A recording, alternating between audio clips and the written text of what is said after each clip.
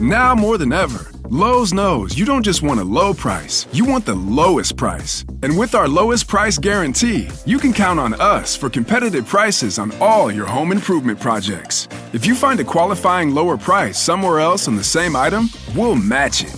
Lowe's, we help, you save. Price match applies to same item, current price at qualifying retailers. Exclusions and terms apply. Learn how we'll match price at lowes.com/lowest price guarantee. Hi, everyone, and welcome to the Illustration Department Podcast. My name is Giuseppe Castellano. In this podcast, I talk to folks in illustration, graphic design, publishing, animation, and other creative fields about their work, the lessons they've learned, and the bumps and bruises they've experienced along the way. In this episode, my guest is Terry Brown, director of the Society of Illustrators from 1984 to 2006. I've come to realize a little later than I should have that life isn't a story that lives on a single page.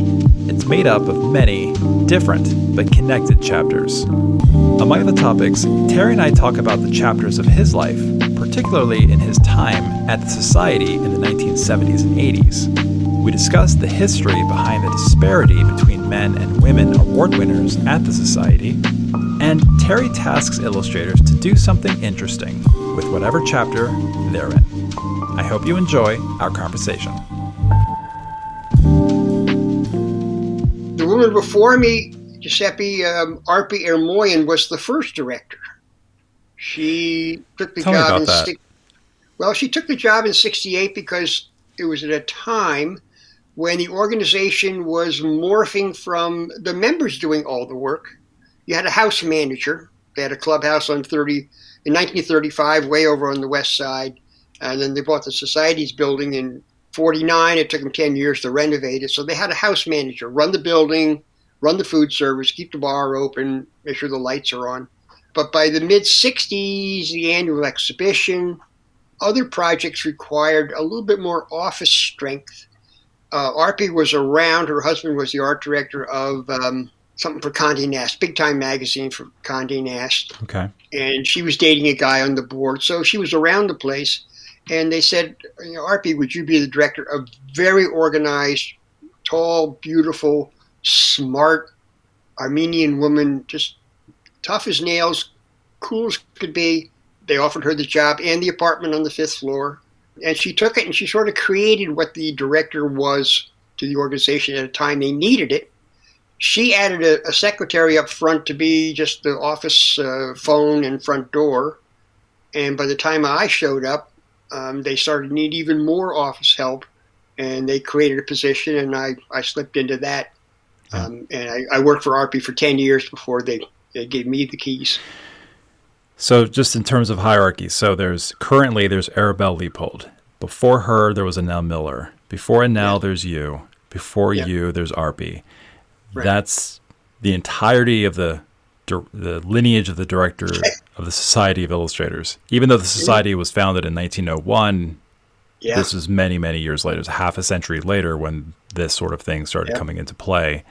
Giuseppe, good point. It's pretty unique, isn't it? And I think that's testament to how much, and the luck of the four people they found, that how much those four people really respected the place and worshiped the place. They would never do anything untoward about it or say anything untoward about it. There really is a unique magic to it that I don't know people from the outside can even start to understand. Those who are illustrators, those who have seen it from school days to young illustrator days to, wow, I finally got something in the annual show. There's a path to respecting the place so much that you'll do, I don't say anything for it, but you really will support it any way that you can. That's unique in the New York art clubs. It certainly is unique. Sure. And I also think don't take this wrong everywhere, there's a simplicity to the magic of it. That is made.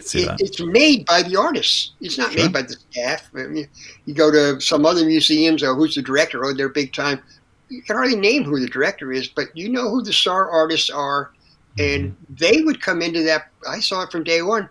They would come into that place in awe of those who came before him. And Bob Peak, first day I worked in the kitchen the first 2 summers that I found the place. One of the first person I served was Bob Peak. Ever heard of Bob Peak? Are you kidding? Of course. Fantastic poster artist. I mean, he was the guy. And I had to serve him coffee and bust his dishes from lunch. And there was this total buzz in the room. Oh, my God, that's Bob Peak. You know that? Oh, that one here. Wow, he's gorgeous. That's Bob Peak. I said, who the hell is Bob Peak? I didn't even know who that was, what that was.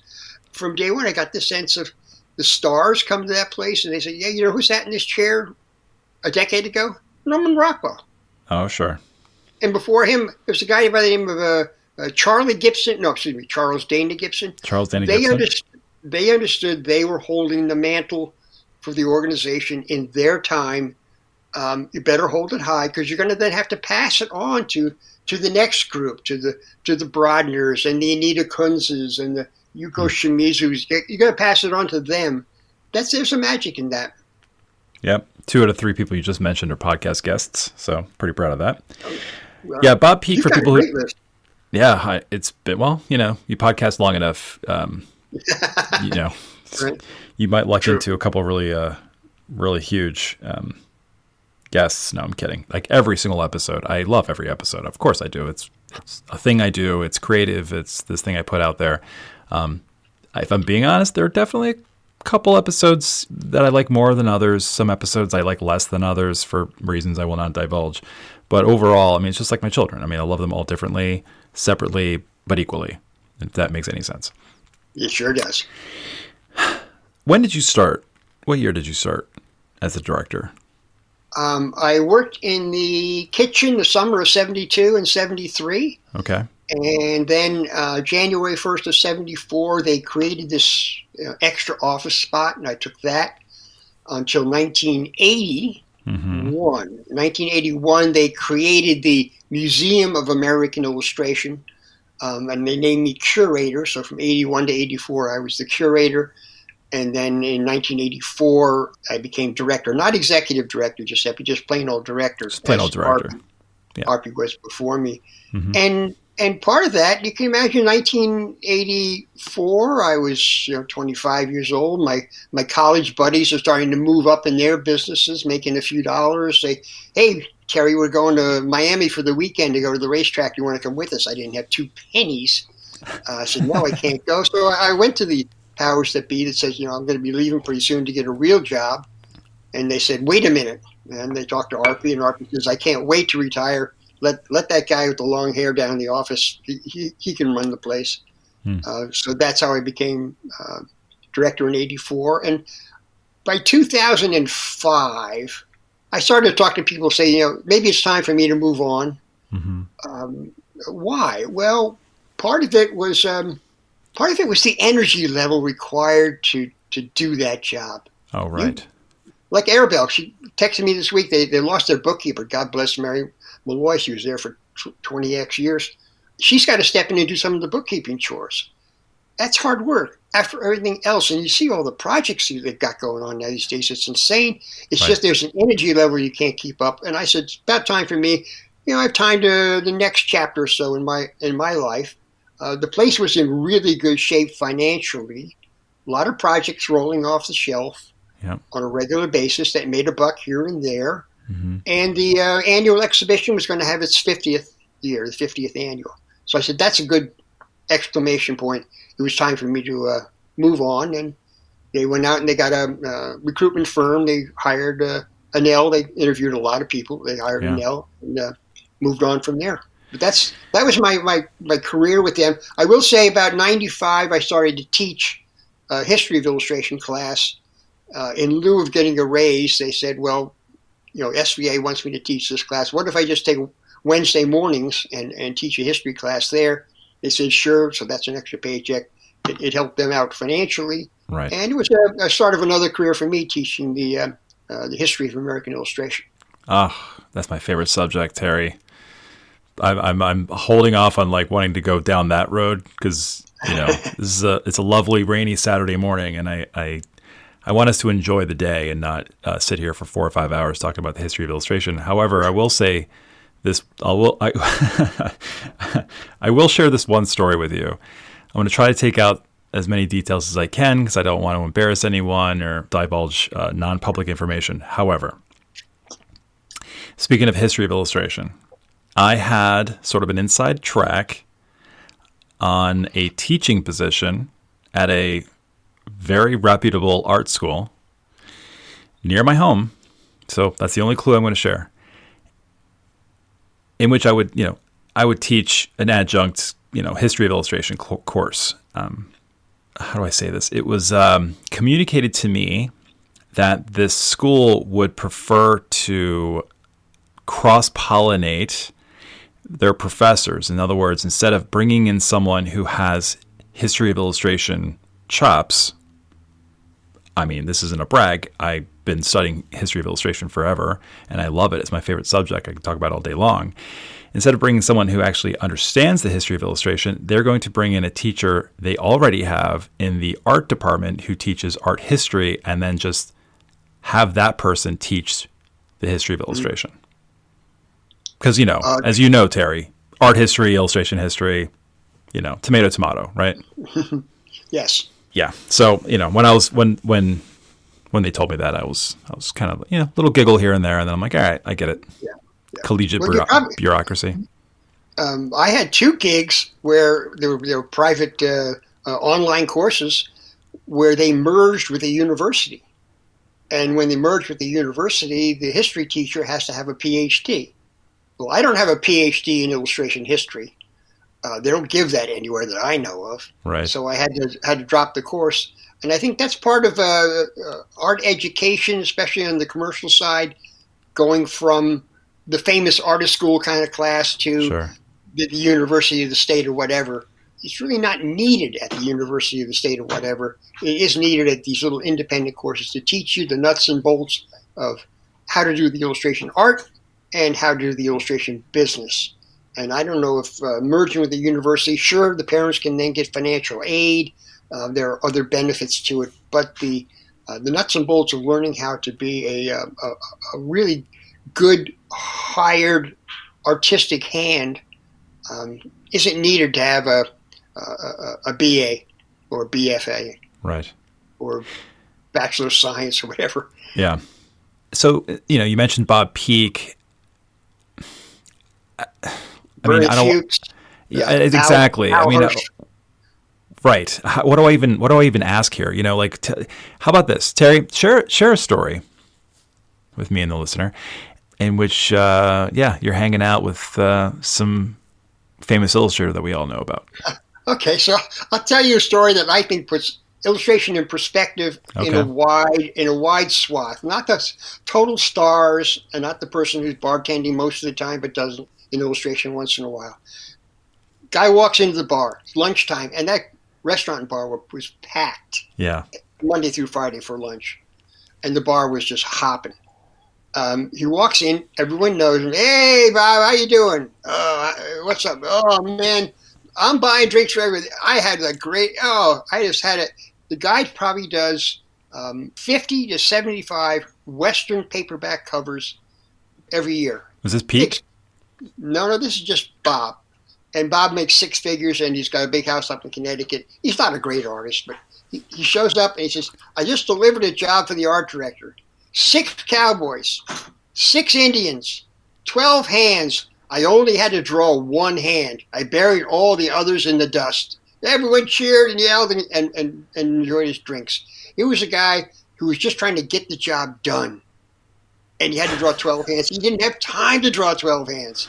He drew the one and got away with it. And he was so proud of that. And I thought, that sort of tells you something about illustration is getting the job done.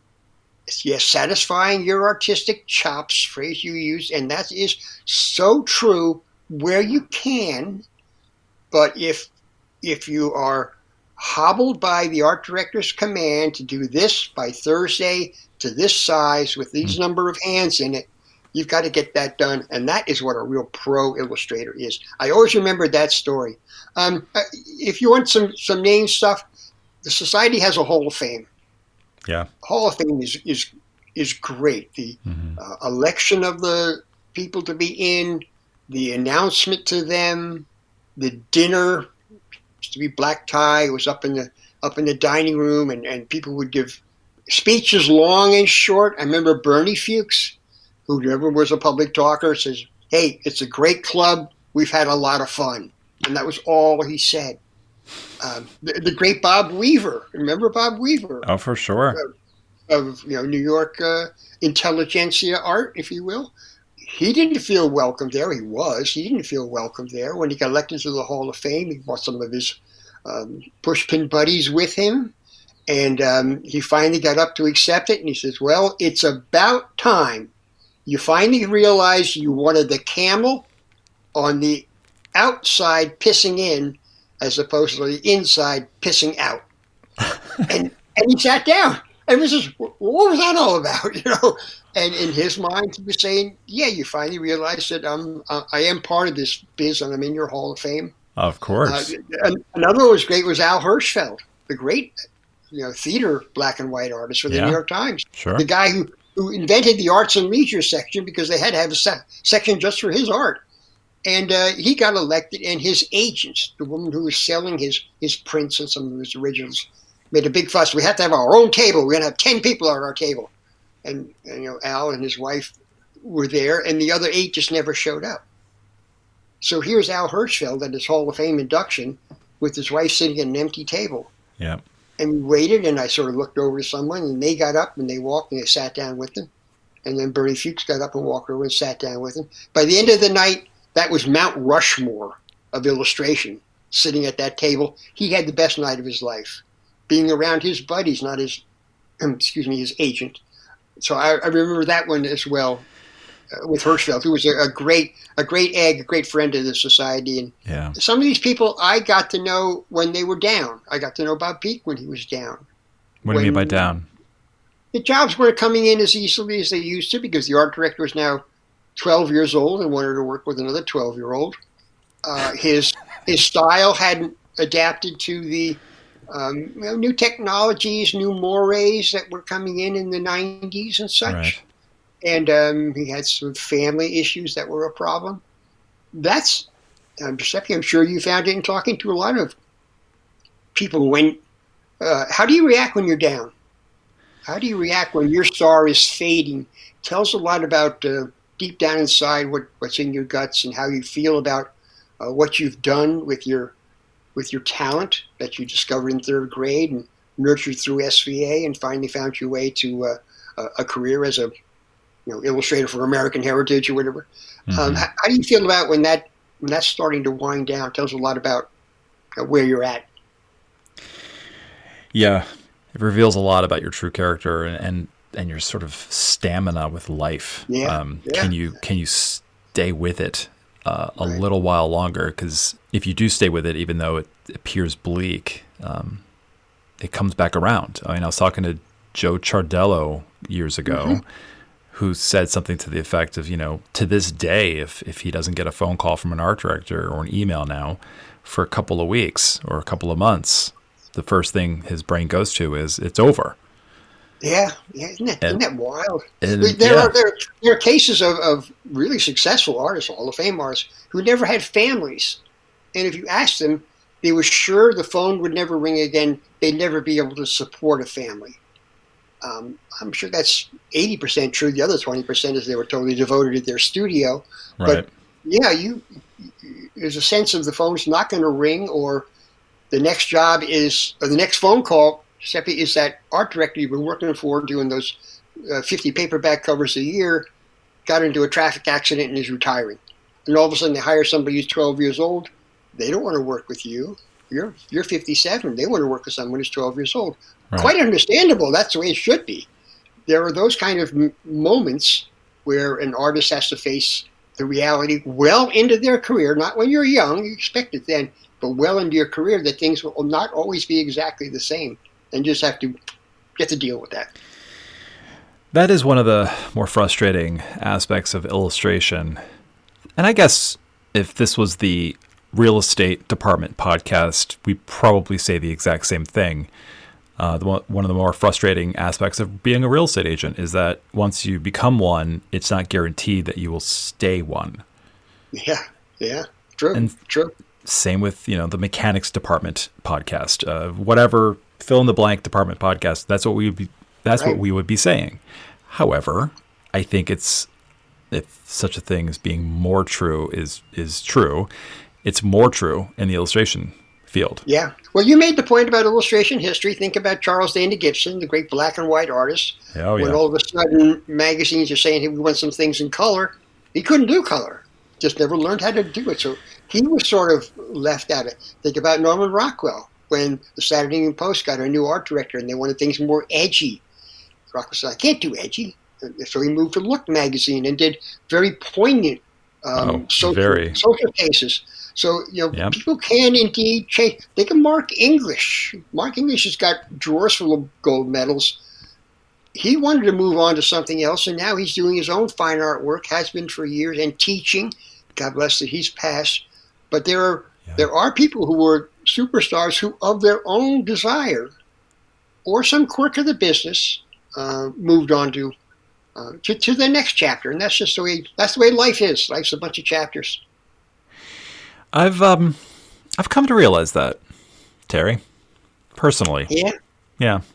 I didn't think that was, if you and I were talking 20 years ago, I wouldn't know what you're talking about. I'd nod my head and say, yeah, that sounds nice, but I had no idea what you were talking about, and I probably wouldn't believe you. Yeah. But now, approaching a certain milestone age, which I will not divulge, yeah, you're absolutely correct. Well, I used that phrase early on where I said I moved from the society because there's time for a next chapter in my life. Yeah. I thought it would be easy. I had a 3-legged stool. One was teaching full-time. Another one was at the Norman Rockwell Museum, growing their collection beyond just Norman Rockwell, because I could shake Bernie Fuchs down and get a couple of oils out of him. And the third one was the copyright issue, reprographic royalties. One of these three will grow into a full-time gig. Yeah. And the 3-legged stool, one by one, the economy crashed in 2008, kind of went down. I ended up getting hired by the Theodore Roosevelt Association. Think of TR's presidential library before there were such things. Yeah. I had 3 years with them, but I was a little too snarky for some of the historians there, so I moved on from that. Then I have another chapter and this is something I hope that everyone artistically listening, Artists Fellowship, the Artists Fellowship. It's been around since 1859. It's a foundation. It's got about $5 million in its endowments, so take 5% of that. That's its core group of money that it can give away to professional artists in time of need. This is not your last show stunk, you can't pay your rent. This is you need cataract surgery and you don't have any money. Yeah. You had a car accident, you're going to be laid up for 3 months. Can you pay for my studio? These kind of real core artistic needs, not tons of money, but enough just to get you through. But it also proves to you that other artists are thinking about me as an artist. How can we help you? Right. I was their director for 3 years, and that was exceptionally satisfying. And the teaching of illustration history. But I'm 75 now. The next chapter has a lot more grunts and groans trying to get up the stairs and keep up with the dog and my spectacular wife. But hopefully the chapter will be readable. Well, I'm not quite there yet. I'm not quite there in the 70s, but I'm catching up to you. The grunts and the groans are here. They've arrived for sure. Yeah. I make noises when I stand up now, which is wasn't always the case. Right. Well, think about the Society of Illustrators. Think about those stairs. I think I did the Empire State Building. I did the Empire State Building every single day. And after a while, it catches up. They're not your typical standard 2025 stairs. They're steep. So the next time one of you out there listening walks up to them, look at where all the handles are, all the railings. I knew exactly where all the railings should go because you could look and see my fingerprints on the wall from holding onto the wall going up. Mm-hmm. There's a science and then there's a reality to going upstairs using railings. But it's a great old building. The building's in remarkably good shape for 1875. It was built out of solid rock. The renovations that have been done behind the scenes on a regular basis were real important and still are. The things that the public and the members see on the outside, the graphics and the color and all that, keep up with the times. And that was another reason, Giuseppe, I should move on, is that it needed a new look. And I was not the person to see it. Yeah. So those people who were on the board, who wanted to move forward, hired the right person in Anel to have that New York cool kind of vision. Oh, for sure. I think that it needed it. It needed some new technology. That wasn't going to be my strength. Yeah. It had some good core people working behind the scenes that could get that done. And they had a couple of bucks in the bank. So I think the transition, any transition is hard. I was pissed for 6 months, and then I was pissed for another 6 months, and then I realized it's their time. The lousy plumbing, the lousy electric, that's her problem. It's not my problem anymore. Oh, yeah. And I could sort of sit back and relax and enjoy a beverage.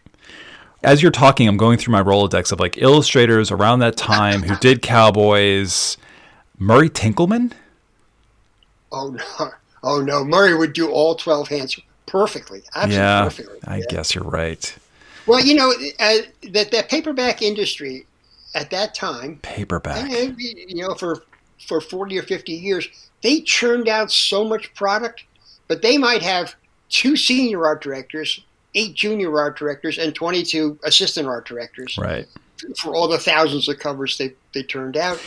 So they had people who were actually getting into it. And then as corporations took over and such, it's like, now you got one guy or one gal who has to do this out, and you don't have time for it. Yeah. The one paperback cover that I really remember well, and it was at the Society when he came in and talked about it, was the guy by the name of Roger Kastel. Roger Kastel got a manuscript, as he did once a week, every week. I like his last name. It's not quite there, but, it's close. Yeah.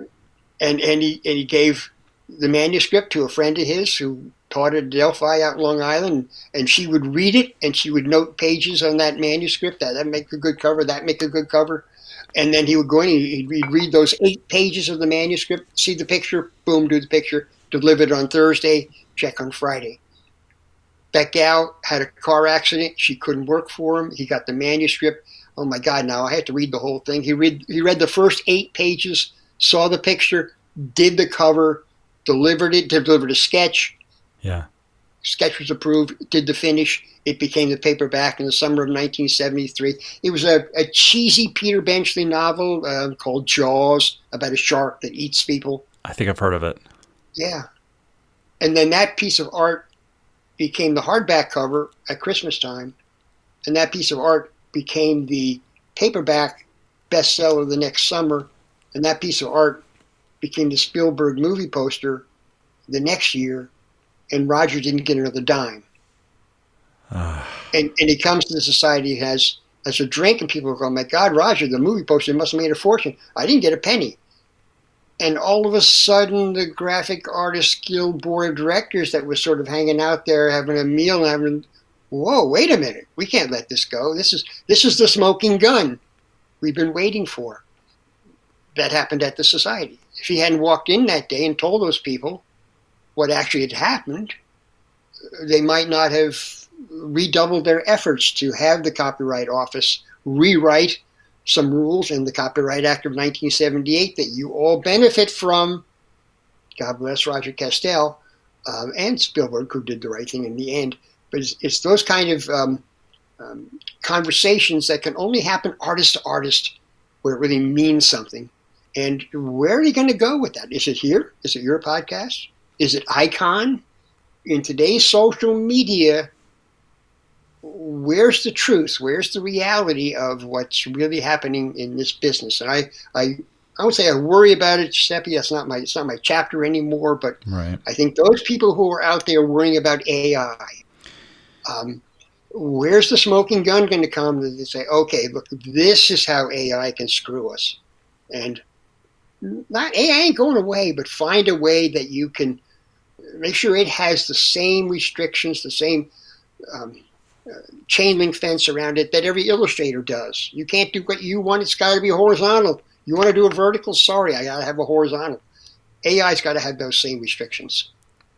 Yeah, it's funny how in art school we were told when you use reference, you have to, and this is the way the teachers communicated it to us, change the reference. I think it's like 90%. You can leave 10% of the reference in your piece, something like that. And once you do that, you're, free from litigation. You're free from being sued if you change it, quote unquote, 90% of the way. And this is something that I've always been it's always stuck in my brain. Like, oh yeah, right. That makes total sense. I'm a collage artist. My illustrations had a lot of collage elements into it. So I was always worried about how much photography and digital manipulation, reimagining of the resources that I had, magazine cuttings and then later scans and whatnot, could I get away with? And now it just seems like all of that's gone away. Like, no, you just copy it almost pixel for pixel. It's fine. No, it's not fine. It's literally illegal. It's literally copyright infringement. Terry, I've been talking about this in the podcast, and I will continue to until I pass out. Well, I think we have to. In my illustration history class, I said I had to give assignments. I said, really? So I gave an assignment: draw a tree. And they all got their phones out. I said, well, I can draw a tree in 5 minutes. No. That tree is not yours. Go out in the forest and find a tree. A bizarre tree, an unusual tree, a crazy tree. I was just in the south of France. You wouldn't believe the bizarre trees they have there. They were fascinating. That's your tree. Take a picture of it, come back. That now is your tree. You can draw it. You can do whatever you want with it. 90%, 100%, it's all yours. I think we've gotten away from artists thinking that they can actually be part of the reference problem. Rockwell did all of his own photography. Why? Because he saw things as he was taking those photographs. His buddy was doing the camera work. Yep. He saw that. Why can't an illustrator still? I mean, I'm not tech savvy that much. I can use my phone to take pictures and adjust them and all. Take a picture of my hand 12 times. All of a sudden, I'm 6 cowboys and 6 Indians. But it's your hand. It's your reference. And I think that's something we've gotten. Is that just being lazy or I don't have the time. I don't want to do it. I would hope you'd want to look at a hand and be fascinated by it, because that's what an artist should be, in my mind. Of course. I just want to, theater of the mind here a little bit for listeners. I know we're moving a little bit away from Roger Kastel. His birthday is actually coming up. You and I are recording this in mid-May. His birthday was June 11th. And for people who are like, wait, I understand the Jaws poster. I can see that in my mind. You know what else you can see? The poster for The Empire Strikes Back. That's Roger Kastel. Right. Yeah. Yeah. So go ahead and see that and think of how amazing Roger Kastel was. Yes. This podcast is produced by the Illustration Department, a global leader in online education for illustrators. Visit illustrationdept.com for offerings like mentorships and portfolio reviews, testimonials, our alumni showcase, our best-selling Substack, and more. That's illustrationdept.com. And now, back to our conversation. You mentioned the Hall of Fame a little while ago. Mm-hmm. Arabelle and I talked about the Hall of Fame, the imbalance of, the Hamilton King Award to be specific, the imbalance of winners between men and women. Yes. As of this recording, out of 81 recipients, if my math is correct, my research is correct, 8 are women. You said that there was a method of selection that sort of drove those tallies for, in your words, quote, too long. What did you mean by that? I know what you're saying, and it is indeed true. The math doesn't look good. The math isn't good.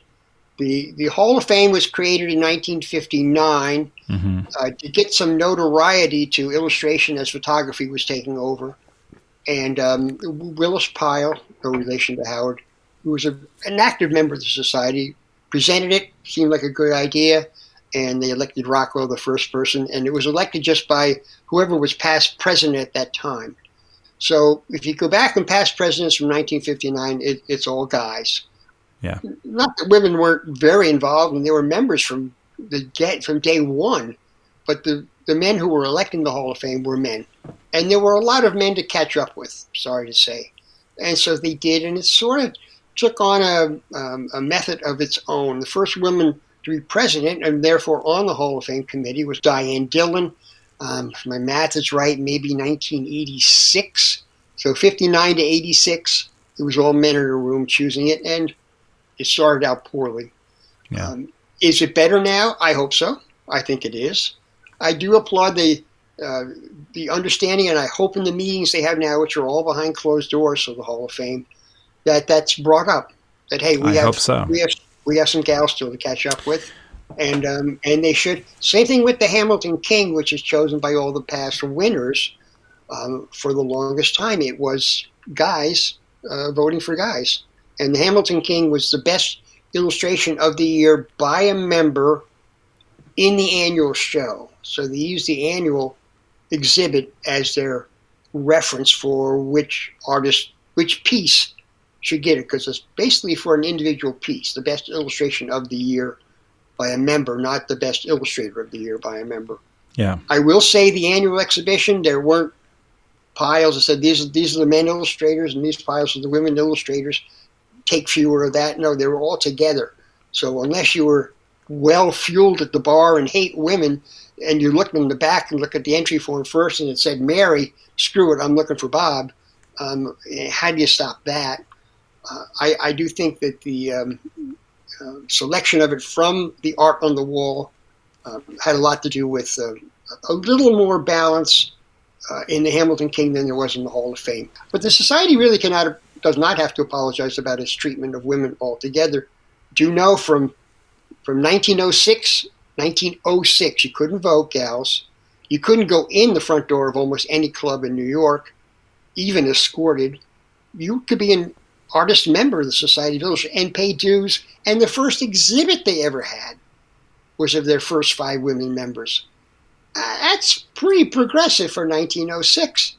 You know, 3 of your 4 directors over the zillion years were women. That's any true. Any gal who wanted to be on the board and chair a committee and show their mettle and then get on the executive committee and then be executive vice president and then be president, they were welcomed. Yeah. I saw a bunch that stepped up and really didn't want it at the end for whatever reason. I won't do names, but there were gals who could have been presidents before Diane Dillon, who just said, I don't want to do that job. I got to be in my studio 24/7. I can't be at 128 East 63rd Street 5 days a week. You know. So there is some balance there that has to be taken into consideration. But Arabella was right, and Nell before was right. They need to have a broader brush for the Hall of Fame and the Hamilton King. And yeah, obviously, we're not going to litigate the current Society of Illustrators for what, a centuries or 50 years or so of what could have been, should have been, would have been. It's going to move forward. It's absolutely moving forward in the right direction. It has been for quite some time. I called it an old boys club. Giuseppe, that's the phrase I heard before. Giuseppe, let's take that one point back and reality check. It did have its period of old boys club. Okay. It had its period of old. Do rough math. I'm going to say from probably the late 30s through the mid 50s. Which makes sense. It was an old boys club. Gals could go in. Gals could be members. Gals were members, but they weren't the driving force. They weren't making decisions. Right. So to say that's an old boys club, they were allowed in, though. Yeah. Okay. I mean, I've picked that up through just my own, reading of the Society's history and things, and I've sort of picked it up and then just used it myself and just said, yeah, it was an old boys club. I always, when I said it, I sort of assumed it was from the beginning up until the 50s, but it wasn't. I didn't know. I guess I didn't know that women were allowed in right at the beginning. Yeah, there's a great book called the Red Rose Girls. Red Rose Girls, for sure, by Alice Carter. Let's see if my brain's working this Saturday morning. Violet Oakley, Jessie Willcox Smith, and Elizabeth Shippen Green. Oh, you're good. Florence, Scovel, Shinn, May Wilson Preston. 3 of those, or 2 of those 5, their husbands were illustrators. The gals were better. Gals were doing better, making more money. They 100%. Sort of couldn't not allow Bill Preston in and not allow May Wilson in. They wanted her, not him. So there was some obscure pressure at that point. I inherited the Society in 1974 in the office and 84 in the front office, and its baggage. and I accept it. I do think there's some perceptions that it was always that way. That's not true. Yeah. There were perceptions that that blacks weren't accepted. That's not true. E. Sims Campbell, for sure, was there all the time. Reynold Ruffins from the Pushpin group was there all the time. They were welcomed. I reached out to Reynold to be on the podcast a couple of years ago and never received a response. I might try and follow up and see if I can get him on the podcast. Boy, does that guy know a lot. Oh. So they were welcome. They said Jews were not welcome. That's not true. Rube Goldberg was one of the driving forces of the whole place. Yeah. Women weren't allowed. Well, women didn't feel comfortable themselves going. Blacks didn't feel comfortable themselves going. Jews didn't feel themselves comfortable. That's part of the puzzle. Maybe the organization didn't put out a welcoming hand, but then again, you say, that's history. Let's move on and comfortably and happily. And I think at this point, Anel did a good job. Arabelle's doing a great job. Yep.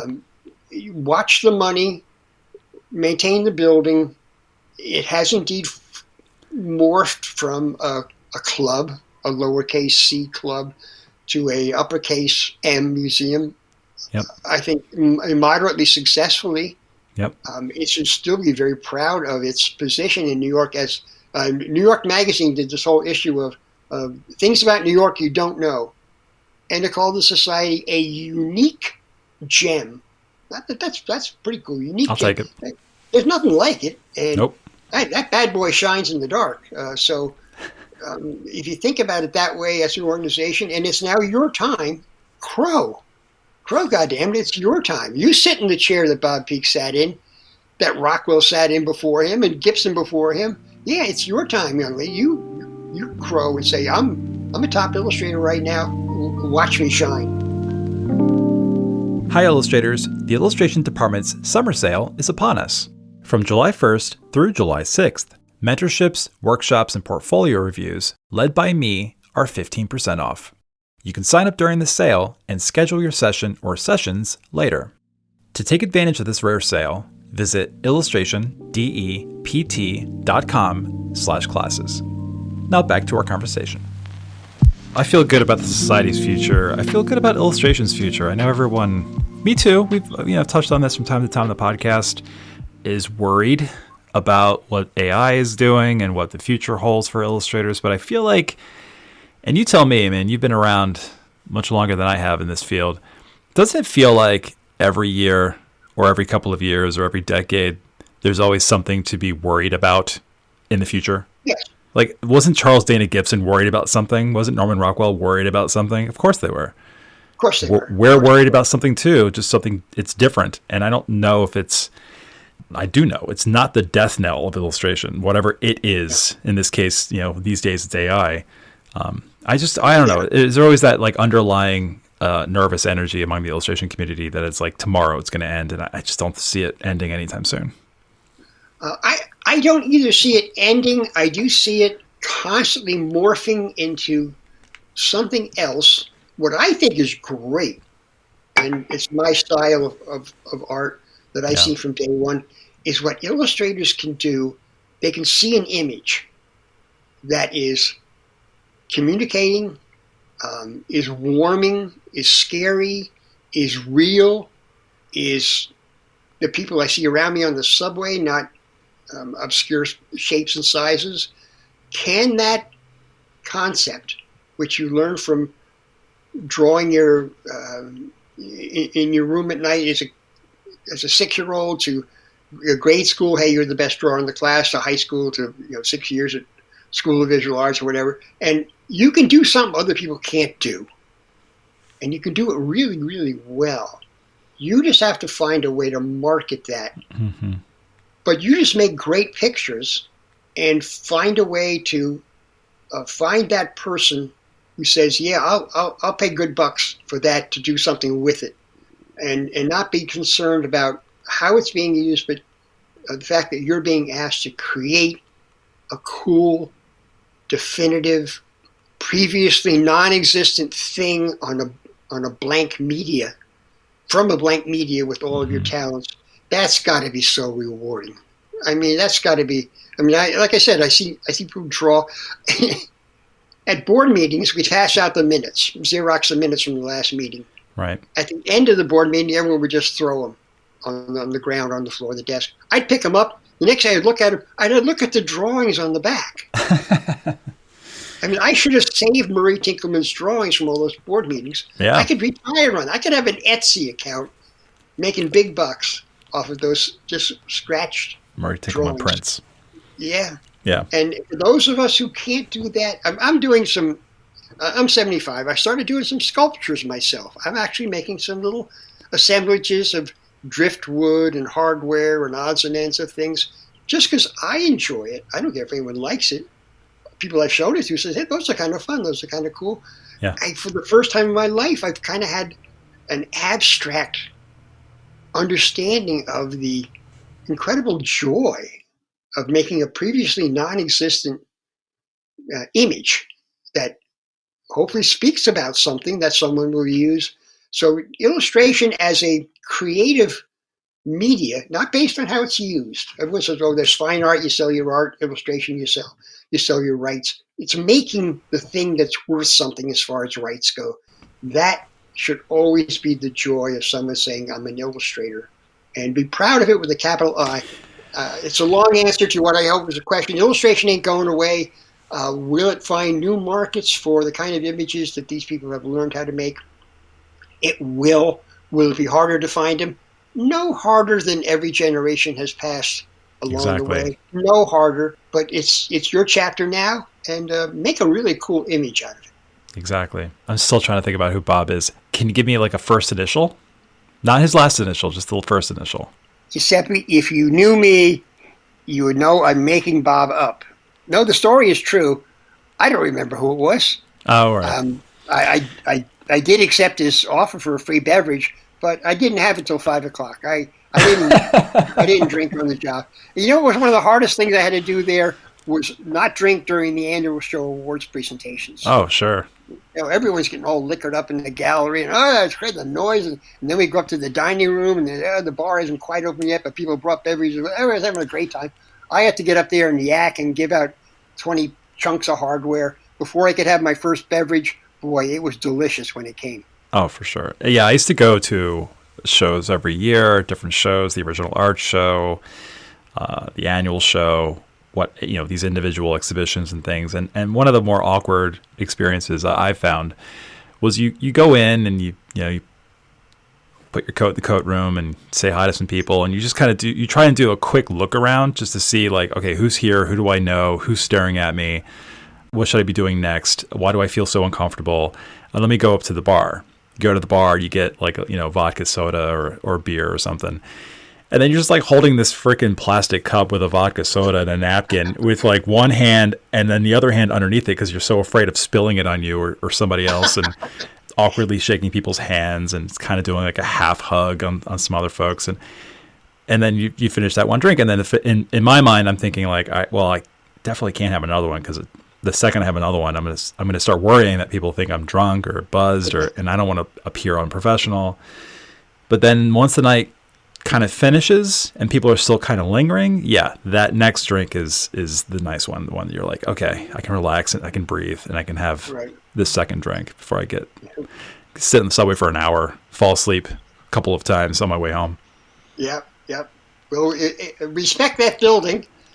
Respect the old plumbing and electric behind the walls, but remember, it's your time. You're going to pass it on to somebody else, and it'll be their time. Yep. And let's hope they never move from 128 63rd Street. Yeah, I mean, I could have ended the episode right there, but let's end it with a word of wisdom from Terry Brown. Piece of insight. What else would you like to share with the listener directly? Don't believe everything you hear. Accept it with your own imagination and your own grain of salt about what the world was like way back when. A short time ago, medium time ago, a long time ago. This is our day now. Enjoy it as it is. Don't say you want to take the country back to the 1950s when everyone worked in the car factory. That wasn't so great. Don't think you want to take the world back to the 1980s when we're going to solve all the world's problems with our military. It didn't work. Didn't work then, ain't going to work now. Don't go back and paint a perfect picture of the past. But that said, you have no idea what tomorrow's going to be. You'll address it with your best style, your own personal style, your own personal abilities. What you only have control over is what you do today. And I would hope that every illustrator every day, every artist every day, has a moment that's perhaps resonates and then reminds them when they put their head on the pillow, yeah, you know what? I only did 1 of 12 hands, but boy, I did that one hand really well. I think there has to be a satisfaction in what we do each and every day. It doesn't have to be grand. It can be modest. Grand is great, but it's not necessary. I find that in my life at 75 now that I've aged. It's really tough walking around and moving around. I forget names now and then that I'm not reminded about constantly. But I really search to find that one thing each day that I said, you know that little sculpture I was working on? Oh, yeah, now I know how to connect those two pieces. That satisfaction is enough to get you a good night's sleep. And that's what we can hope for. Giuseppe, that's what we can hope for, is a good night's sleep of a job well done in your day today. The past was the past. The future will do what it's going to do. Paint a real pretty picture today.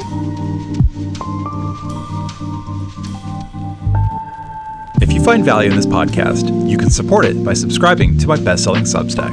For $5 a month or $50 a year, you will access hundreds of articles on the art, practice, and history of illustration, unlock bonus podcast episodes called Extra Credit, and connect with other members of the ID community.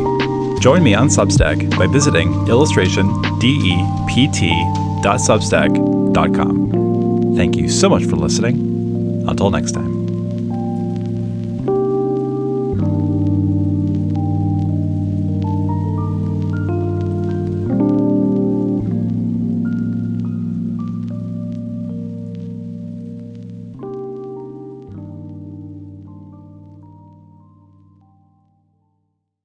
At Capella University, you can learn at your own pace with our FlexPath learning format.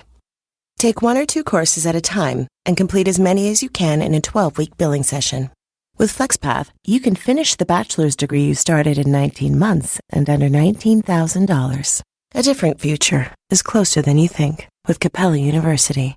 Learn more at capella.edu. Fastest 25% of students. Cost varies by pace, transfer credits, and other factors. Fees apply.